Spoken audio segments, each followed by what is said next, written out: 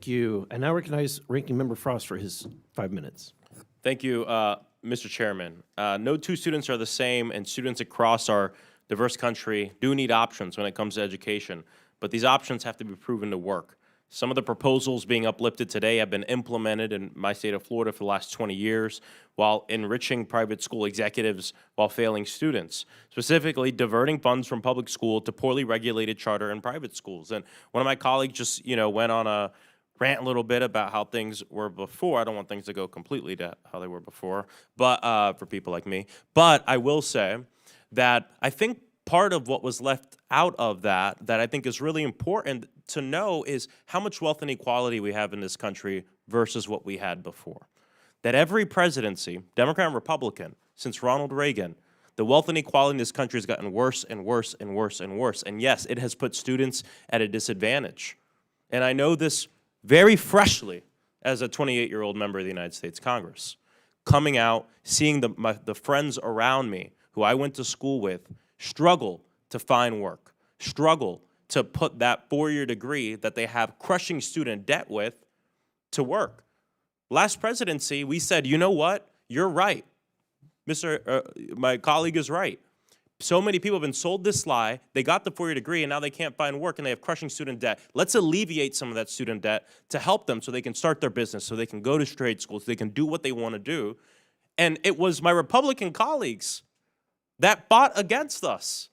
It was conservative organizations like the Heritage Foundation and attorneys generals across this country that sued to stop us from being able to give some relief to students in this country because of the lie that we sold them. Ms. Vanos, you're someone who started your education attending K through 12 public school. You went to law school. You're currently in the middle of your first term as a member of the Orange County School Board. And most importantly, you have two children in public schools. Three students in Orange County Public Schools, even better.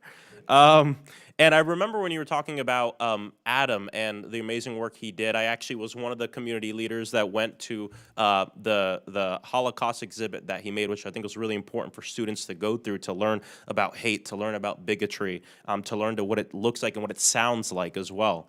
And so Adams is great and the product of a public school education. But Ms. Vanos, as someone who grapples with the on-the-ground education issues like test scores, class size, keeping textbooks up to date, what does defunding public schools mean for our students, including your own daughters, as they progress through their education?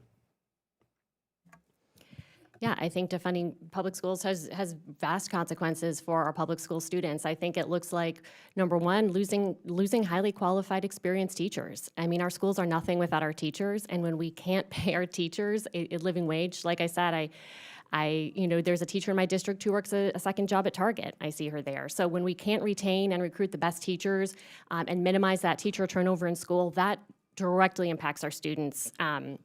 Because they build relationships with teachers. That's what keeps them coming to school. It also looks, again, like not being able to offer extracurricular programs and sports. And I would add that a lot of our private school and homeschool students take advantage of those options for free. I was going to bring up, I was just at a middle school in my district in Orange County Public Schools, and the principal said, "Let me show you something." He took me outside and he pointed to a private school across the street. He said, "We are losing students at school because of the voucher program, but guess what? When the school bell rings and our sports programs are out there, we're going to take a ton of those students. They're going to come over because we're required to let them play sports in our schools, be in our school band, and we receive zero for those students taking some of the resources from the public school." Right, absolutely, and that impacts all of our students. I mean, I could go on. Our students with disabilities can always use more help, more people. When it comes to safety, again, we pay a lot of money to have trained law enforcement officers in our school. Parents resoundingly do not want armed guardians in our schools, and it costs money to have, trained law enforcement. So that takes money. Can you explain the guardian thing? Everyone might not be familiar. Okay, so in Florida, you can either have a trained law enforcement officer in your school. You're required to have some kind of officer in your school. We choose, again, people from our police departments, but you could also arm someone else who has, undergoes some certain number of hours of training. This could be really Arm anyone. a teacher. It could be a teacher. It could be anyone, but yes, it can be a teacher. A teacher, a custodian, Exactly. someone working in the office. Right, right. Or a community member volunteering to do it. So, and they have much less training. So unfortunately, we're having to look to other options because we are so underfunded in our state. We spend an extra $16 million every single year just to keep our students safe in school. Thank you. And it's obvious that the Trump administration policies are putting our students in a worse place. Where the superintendent talk about a lot of his students dealing with food insecurity. Well, in the big, beautiful bill act that was just passed, they gut nutritional assistance for our students. It's going to gut the free school meals program for many schools. That means more hungry students.